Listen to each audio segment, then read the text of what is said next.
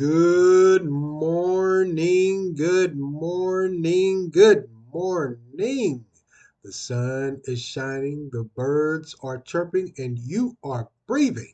Today is Wednesday, March the 6th, 2024, and I would like to welcome you all to This is Just a Thought with Stephen Carnegie.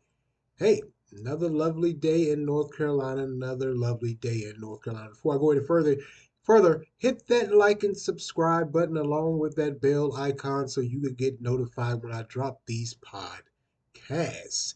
Keep you in the loop. And as always, hey, you always want to get notified. You always want to know what's going on. You never know what topic I am going to discuss. Hate for you to be out of the loop. Just would. Today's word of the day, milieu, which means the physical or social setting in which something occurs or develops. Milieu. Hey, I hope everyone, like I said, is enjoying their Wednesday midweek swing. We almost made it through. Just have. Man, weather here in North Carolina, I got to be honest with you, just like I told you guys yesterday, it isn't sunny today.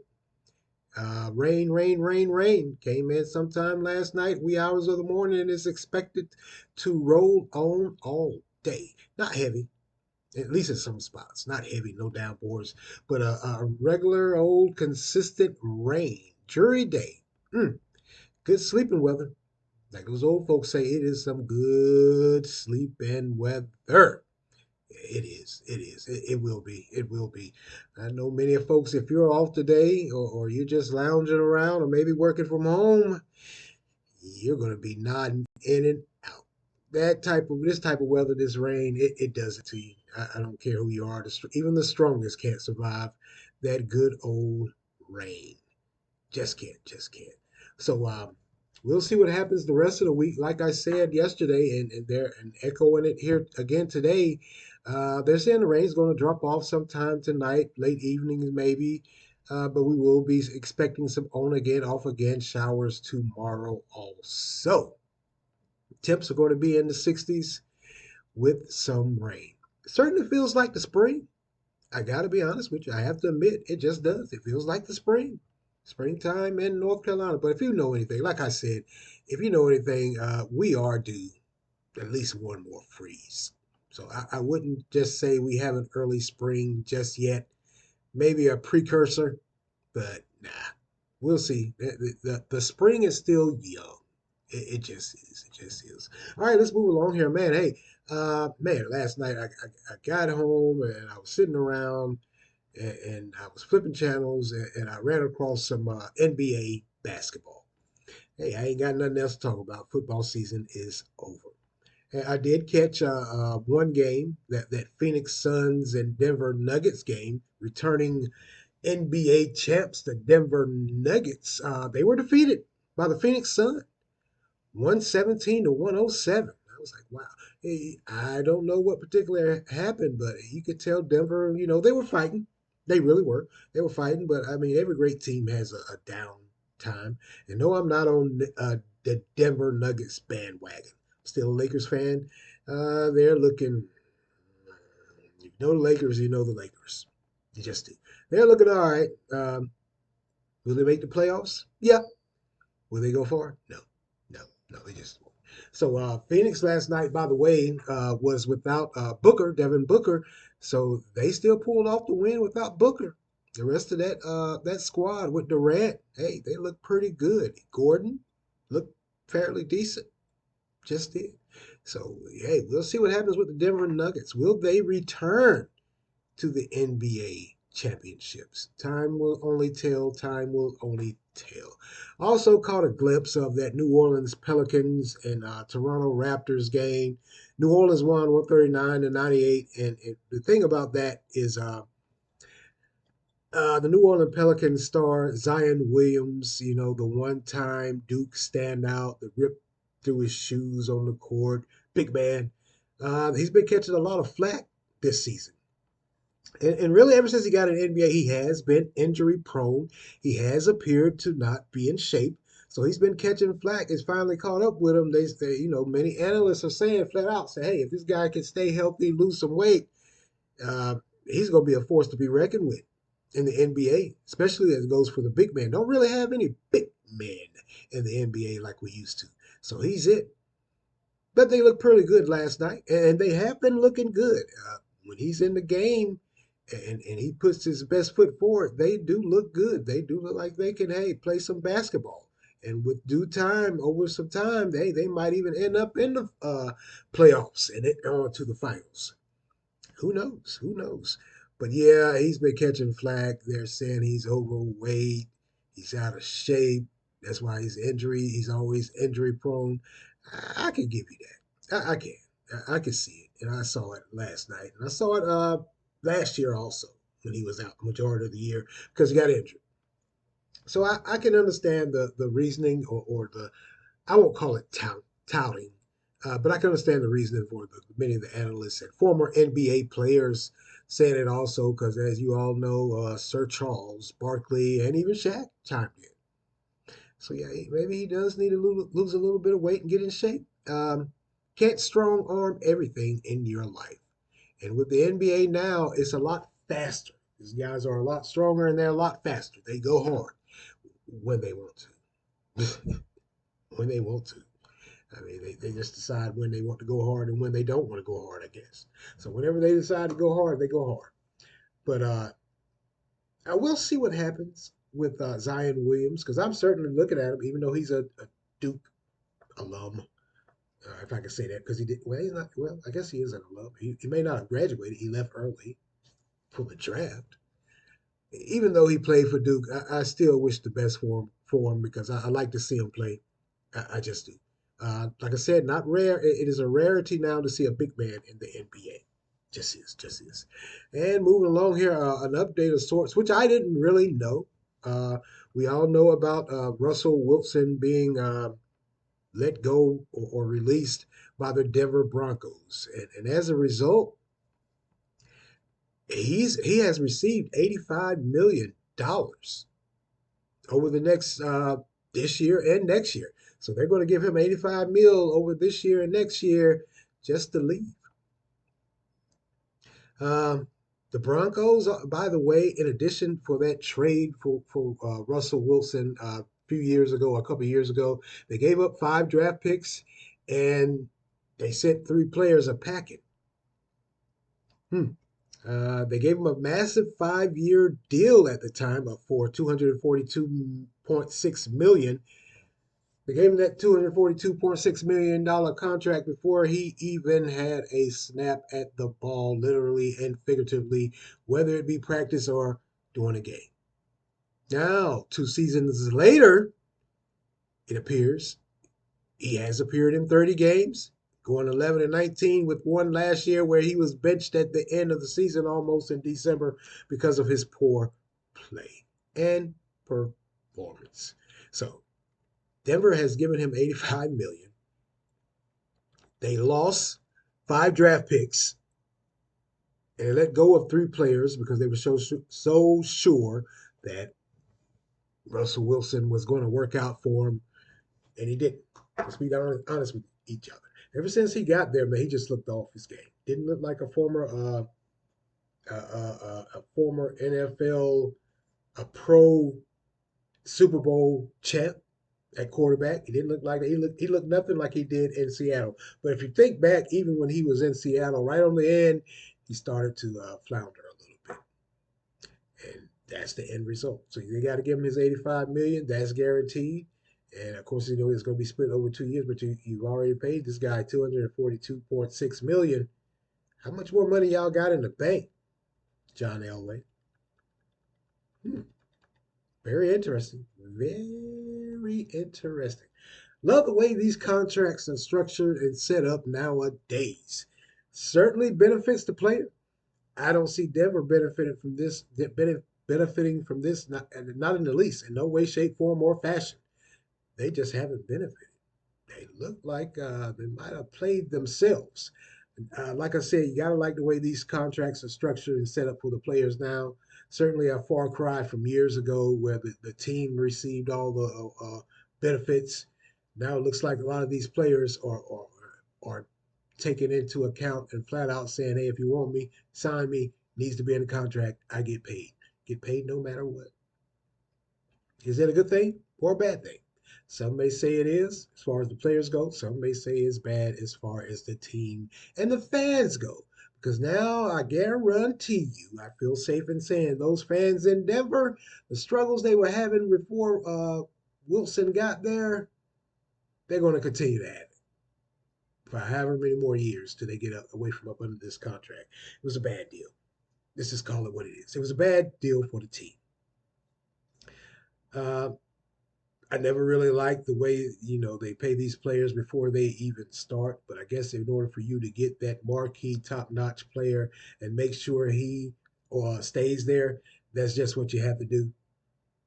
Like I said, maybe these guys have some money somewhere stashed away, a rainy day fund where they can play around like that. Because more and more NFL and even NBA teams, um, they're going through the same thing with some of these top players. The long run, or in this case here, the short run, just didn't work out. Wonder where he'll end up, oh Russell Wilson. Hmm.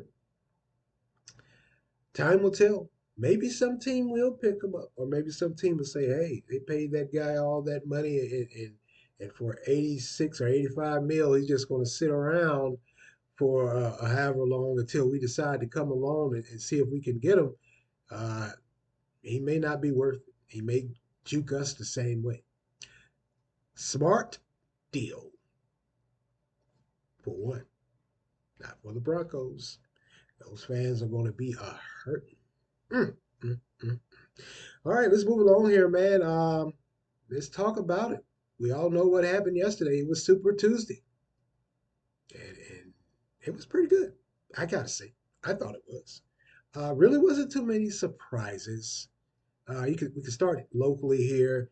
Wasn't really too many surprises. I mean, hey, we had. If you've been following the local politics here in North Carolina, you pretty much could line up who would be the or win their party's um, primary and receive the nomination. As it goes for governor, Lieutenant Governor Republican Mark Robinson got 66% of the primary votes over his Republican opponents. Democrat Attorney General Josh Stein got 69.6%. Hmm. So it looks like here in North Carolina, as it relates to the race for the governorship that is getting ready to be, well, I guess Governor Roy Cooper, Democrat, has to let it go. He's reached his term limit. So these two are it, Republican Mark Robinson and Democrat Josh Stein, Attorney General. Hey, we'll see what happens. It's going to be a very interesting race, I think. Can't wait to see these guys' campaign ads. I gotta say, and I'm not trying to be funny, but those campaign ads are about as hilarious as those Super Bowl commercials. Like we wait around for the Super Bowl commercials, I'll wait around for those campaign ads because they are hilarious. Things that are said, the things, innuendos that are implied, it just tickles me. Just does, just does. So we all know the woes and troubles of Lieutenant Governor Mark Robinson. That's going to be a key focal point for Democratic hopeful Josh Stein for the governor. He's going to attack him on all fronts. We all know Lieutenant Governor Mark Robinson has had problems with the LGBTQ community because of statements he has made. He has had problems with even women because of the statements he has made. He's had problems with a lot of folks here in North Carolina that don't see him as the right fit for North Carolina going forward in the governorship. They're saying it sounds very reminiscent of what they say about Donald Trump. Things are going to resort back to the old. I've never been a fan of that statement. When someone comes in, especially a Republican, is always a Republican.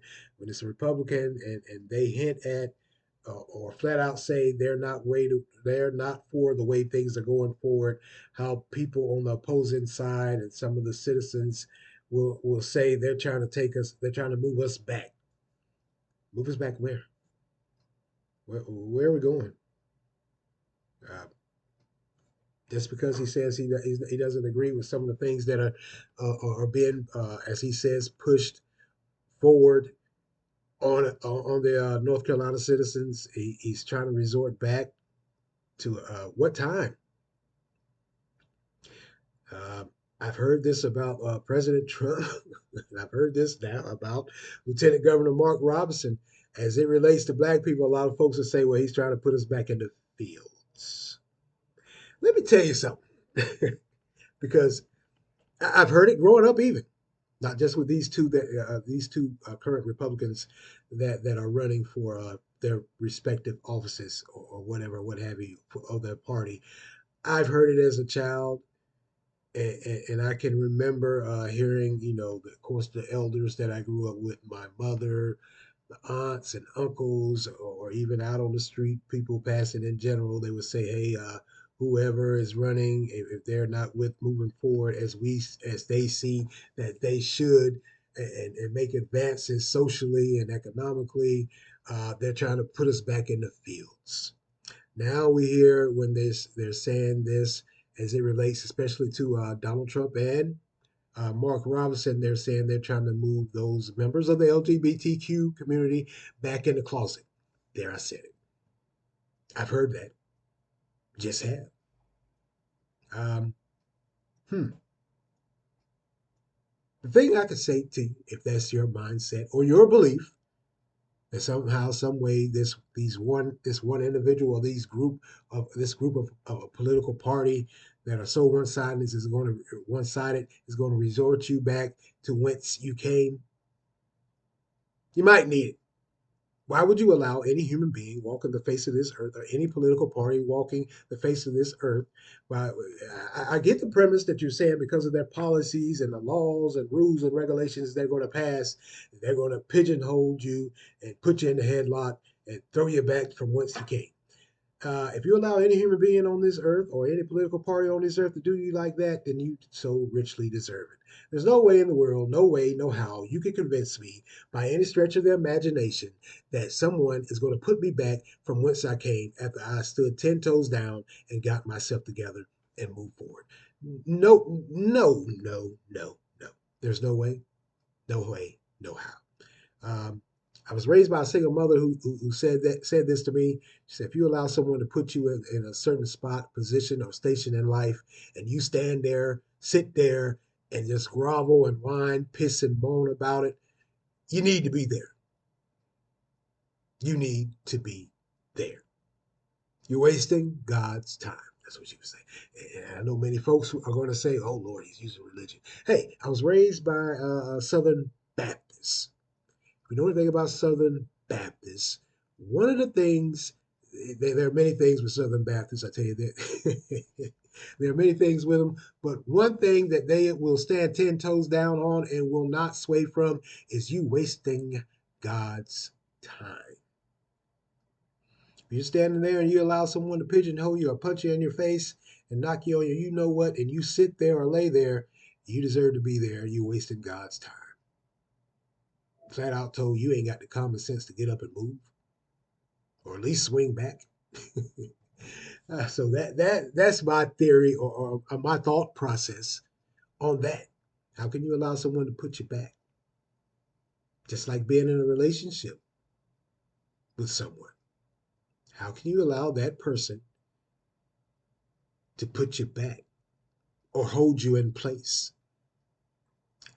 I oftentimes say, I think really and truthfully, a lot of us give way too much credence and credit to these political parties and these politicians. We actually do believe that they control and run our lives. Till you can come into my household, until you can come into my life and put some money in my pocket, some food on my table, a roof over my head, and some clothes on my back, that's when we can sit down and break bread and perhaps have a conversation about your opinion on where I should go or shouldn't go. But until then, you ain't got no dog in the fight as far as I'm concerned. You ain't got no skin in the game. You ain't got no chicken in the pot as far as I'm concerned as it relates to how I move and live my life. I know you're going to say there's a lot of laws and policies that are in place that can pigeonhole and hold people. Yeah, it can, but you got 2 feet, you got two appendages attached to your chest, and you got a brain in that noggin that you hold on your shoulder. Use it. Why you would say, or why you would actually believe that you're going to be allowed to placed in a certain station in life and stay there. Then there's another side of me that I'm sure I'll never understand. There's another side of me that I just believe is the opposing side trying to use scare tactics to get people to vote for them. Very much like they say about Republicans when they, the thing was with, of course, with the LGBTQ community, you know, and then indoctrination with the schools because Lieutenant Governor Mark Robinson has had a problem. Like I said, with the LGBTQ community, it wasn't just their rights or the bathroom bill. It was the fact that he and others felt as though the kids in school were being indoctrinated by the books they were placing in there and the conversations these teachers were having with these students. And hey, was that a scare tactic to get folks to vote? Maybe if you let it. And I said this several months ago or a year or so ago when this came up, when this first came up with him and him standing on that soapbox about those books being placed in the schools.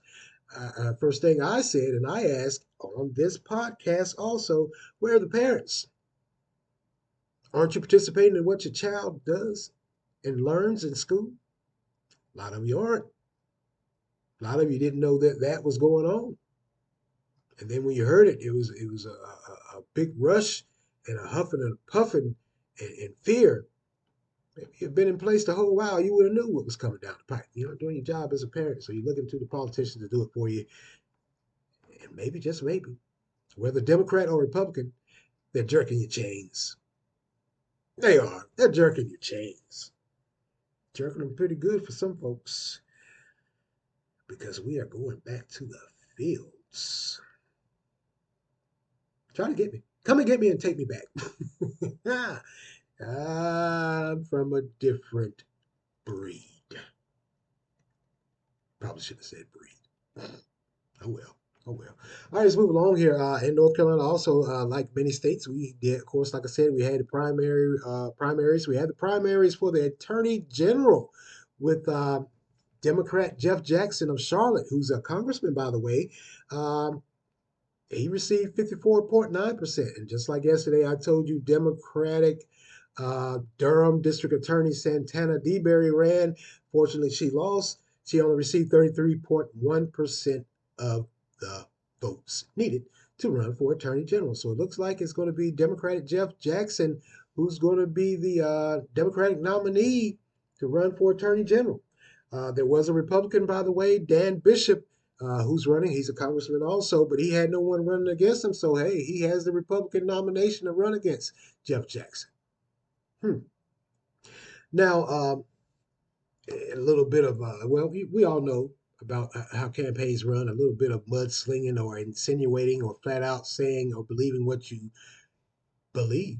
Uh, Republican, now Republican nominee for Attorney General Bishop, Dan Bishop, he came out with a statement some time ago, and he said, he flat out said he accused Josh Stein, now current uh, Attorney General, who's running for now, hopefully he's running for the governor of North Carolina against Mark Robinson. Dan Bishop flat out accused him, Josh Stein, and Roy Cooper of using the Attorney General's office as a stepping stone for the governorship. Might be some truth to that. I mean, Democrat Roy Cooper, who's the governor who's reached his term limit, he was Attorney General of North Carolina for a while. Now you have Josh Stein that has been Attorney General of North Carolina for a couple of election cycles or whatever, what have you, and now he's running for governor also. So I can understand the argument. I really can. And maybe that's how politics work. Isn't that not just how politics work, but isn't that how it works in the workplace? You get one position in order to move on to the next position. Same way in the military. You hold one rank to move on to the next rank. You don't stay where you're at forever. If you want to, grow and mature and put your name out there, you move forward. You go from one spot to the next spot. So that's not uncommon. That's not hard to believe. I don't think it's a bad thing. It's politics. It's life. Just is. So we'll see what happens with this attorney general's race, quite and the governor's race, because that's going to be. I told you guys a long time ago, 2024 is going to be a very interesting year as it relates for politics, and now it's starting to play out. Just is starting to play out. So we'll see what happens. Yeah, the Durham District Attorney Santana DeBerry, she didn't receive enough of the votes. Just like I told you guys yesterday, I just didn't see her as a good fit. Her politics, no. Um, I know many are saying, because of the judicial system, they're looking to revamp and do it completely over and make some changes. Uh, get it, got it, understand it. It most definitely does. I'm not going to. You're not going to get a no from me. It does need to be redone. It is old and antiquated. Some things do need to be changed. But her style of working in the judicial system here in Durham, like I said, her with that defunding the police, her with that bond renewal, where they lowered bonds and bails for certain low level crimes. Um, that's a no for me. And I wasn't a fan of it then, and I'm certainly not a fan of it now because, as I told you guys, and I'll say this again, I'll say this till the cows come home. Truth be told, honestly speaking, when you do that in these marginalized communities, um, and you let these career criminals go and come as they're pleased, you keep that revolving door wide open. It only affects, or mostly affects, 99.99999% of the time, it only affects the citizens of these marginalized communities, the same ones you say you want to help, and you can understand their fight and their plight and their woes and troubles.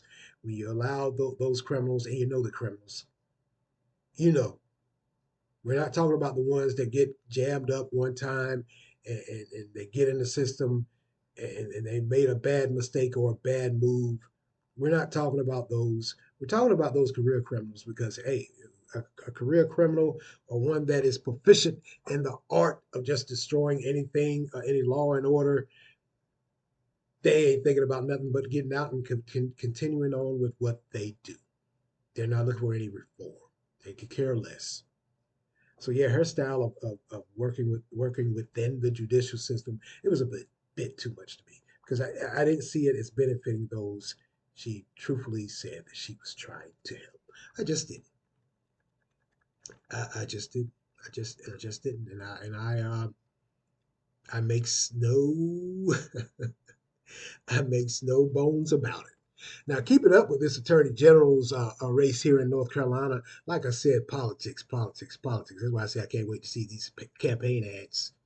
Because in a strange little twist, I told you Democrat Congressman Jeff Jackson was running for attorney general, district attorney Santana DeBerry was running for that same spot under the Democratic ticket. Jeff Jackson has brought to the forefront at some point in time during their little primary run. He made it known. He said that DeBerry, Democratic Santana DeBerry, excuse me, had got a mysterious, substantial campaign boost during the primaries. Whatever do you mean?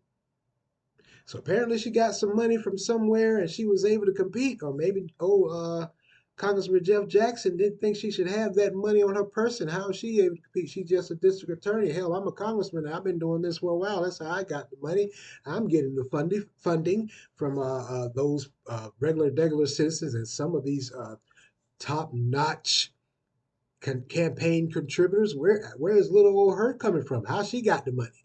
She must have got it from somebody somewhere, and I bet you it was the Republican Party. He said it was a Republican Party. Yeah, you heard me right. uh, Santana DeBerry has been called every name under the book by conservatives. She been called a socialist. I've heard that.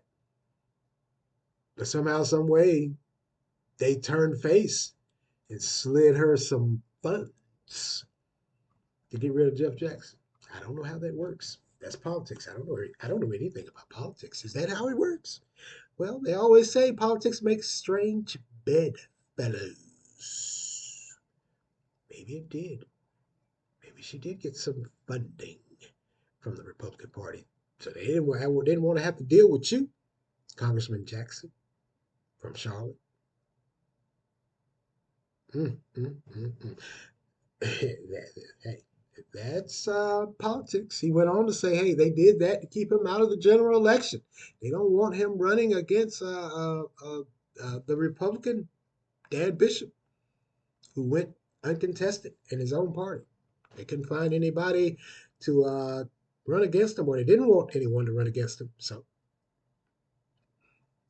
they slid her some money, according to Congressman Jackson. Hmm. Politics, gotta love it.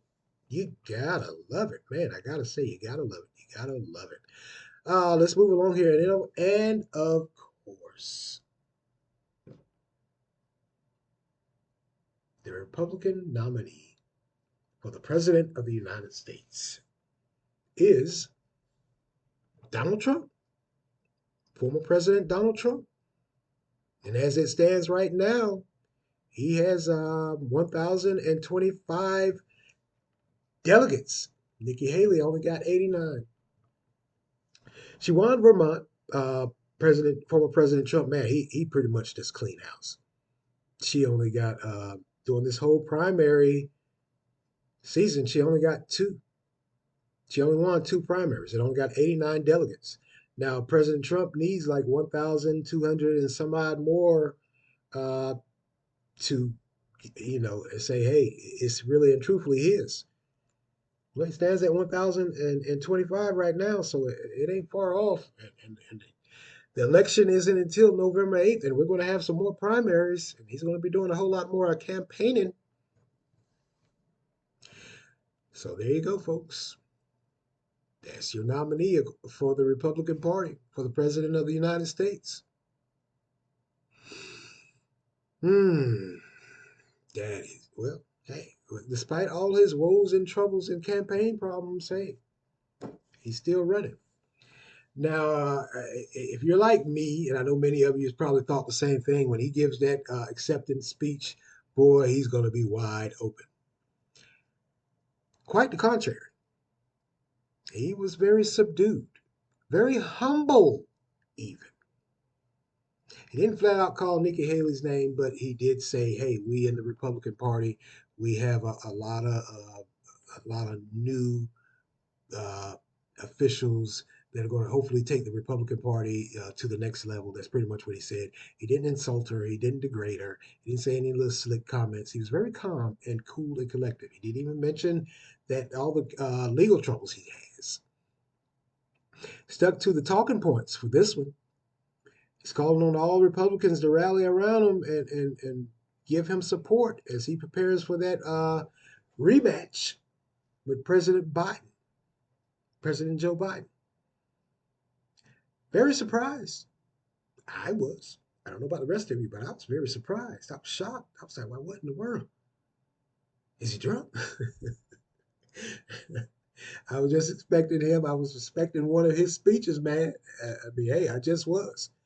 And Nikki Haley finally, she conceded, and she came out with her statement, gave a speech, and she thanked any and everyone in the Republican Party that helped her, even those that didn't help her. But she did bring up a very interesting point because it was discovered, along with President Biden. President Biden also has a few problems that were exposed in his primary, but for both of them, actually, there are some inter-party wranglings where certain members of the Republican Party, regular citizens that should be out voting, they ain't really feeling President Trump like that. She addressed that. She says, hey, if you want to galvanize the Republican Party, you need to go to those regular citizens that are voting, and even some of those delegates, and find out why they aren't co-signing with you, why they aren't jumping on the board, and you need to get their support in order to win the presidency, not just win the nomination. Because one of her talking points during her campaign was she was the only one that could defeat Joe Biden, because President Trump couldn't defeat President Biden because not too many Republicans care for him and his style of politics. That might have been the reason he came out with that subdued speech last night. Maybe he's getting it. Time will tell. Time will tell. Yep. So apparently, she may have gotten only 89 of the delegates, but she's saying there's a whole lot more out there that they ain't feeling President Trump too tough. And that's always been the, the key. That's always been known. That's been widely known. Not everybody in the Republican Party agrees with President Trump's style of politics. They just don't. And he called them out during that his first term. Tried to go heads up with him toe to toe. It worked. But how long is that going to work before, hey, they reverse it and galvanize those other Republicans that at one point in time were for you? They may just turn against you. So we'll see what happens with that. Will President Trump galvanize the whole Republican Party, or will it be certain ones? We'll see. We'll see. Now, as I stated a little while ago about President Joe Biden, by the way, who won hand down the Democratic side of the primary. No surprise right there. But, and it started in Michigan last weekend during that Democratic caucus. There are quite a few, not that many, but there's enough of uncommitted voters. And that's how they voted. That's how they voted. It started in Michigan, it started in Michigan, and now during the primaries yesterday, and however many states they were being held, or caucuses they were being held, they voted uncommitted for their party nominee for presidency. Now, if you're saying to yourself, well, why, what in the world? Well, it's largely due to, or flat out due to, the administration's failure, as many in the Democratic Party see the administration's failure to force Israel to a ceasefire in that Gaza Strip. Here we go again. I don't know. Well, first of all, let me say this. If you're saying to yourself, President Biden needs to go and tell Israel to, ceasefire, I get it, got it, understand it, and I understand your thinking and your belief behind that. But if you know anything about U.S. politics as it relates to Israel, that ain't going to happen unless there's an all-out war of catastrophic proportions. It's not going to happen, folks. Israel is an ally to the United States, and the United States is an ally to Israel. They work hand in hand. That's not going to happen. It's just not. Like I said, now this is an all-out, terrible, horrible, catastrophic war. It's not going to happen. So those that are voting uncommitted, they could be quite possibly a problem come around election time if somehow, some way. Now, President Biden and his administration has came out and said, hey, within the next week or two, we're hoping that Israel does have a ceasefire. But if you know anything about the history of this ceasefire between Israel and that Gaza Strip in Palestine, those ceasefires, they only last a little while. They're not long lasting. They have a ceasefire, start back up, then have another ceasefire, start back up. That's usually how it goes. I think this generation is getting ready to find out. I really do. I really do. So those uncommitted voters on that Democratic side during that primary, they have raised some eyebrows, and they have made the Biden administration aware and put them on blast and let them know, hey, y'all got to do something about this. Like I said, it started in Israel. It started in Michigan last week. And that was a surprise to many because, hey, they figured, hey, he is the only one. Well, there were some more on the ballot, but those folks didn't even vote for those other candidates on the ballot, those one or two candidates on the ballot. They just voted uncommitted. meaning I ain't impressed with you.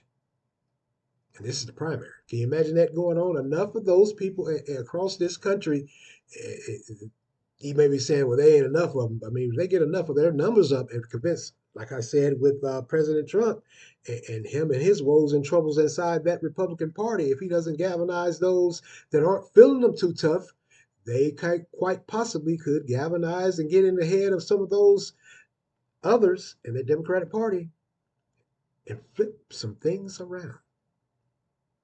Don't think more highly of yourself than you ought. I think both of these guys, Democrat and Republican, President Biden and President Trump, you might want to get your team on this and investigate and deal with it and not just blow it off. Very interesting political landscape. Certainly is. Like I said, it's going to be a very interesting year this year for 2024 in politics. I have not seen anything like this, and I thought I had seen some doozies in my day.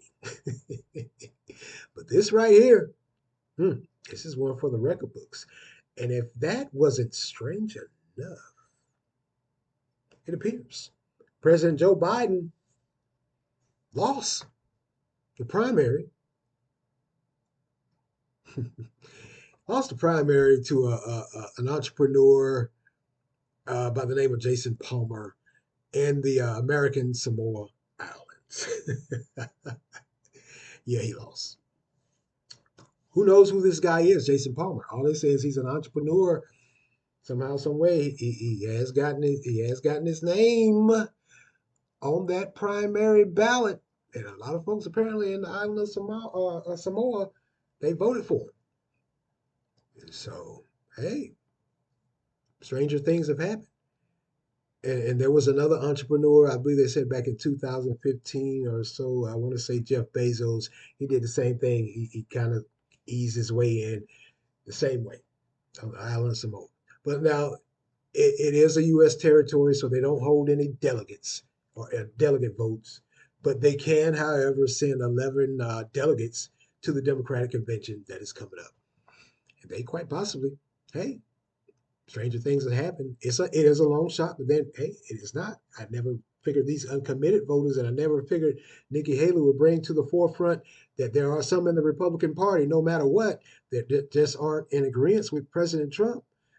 Maybe these 11 delegates, even though they don't hold any power, and because they are U.S. territory, and it is written is written that they can attend the convention, maybe they can get in the head of some of those other people.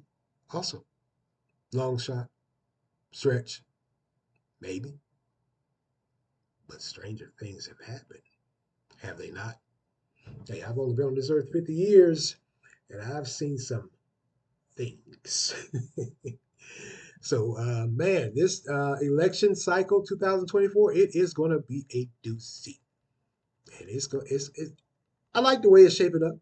Little competition, sliding in some things that we quite possibly haven't heard of or never even thought of, especially with that on the island of the U.S. territory of Samoa. I didn't see that coming. I didn't. I just didn't. Well, folks, I'm going to get out of here. I'm going to skedaddle. And as always, hey, man, get in that comment section. Let me know what you think. How you feeling about the election coming up this year for 2024 presidential or local elections in your own home state? Certainly is interesting. Certainly is interesting, to say the least. It just is. So if you're like me, of course, you get out and vote. Think the way you want to think. Feel how you want to feel. But hey, come election time, I'm just going to sit back and watch the fireworks. Because there are going to be some fireworks. A lot of folks are going to be upset. They just are. They just are. So get in that comment section. Let me know what you think about what's going on. These uncommitted voters for the Democratic Party, can they upset the apple cart?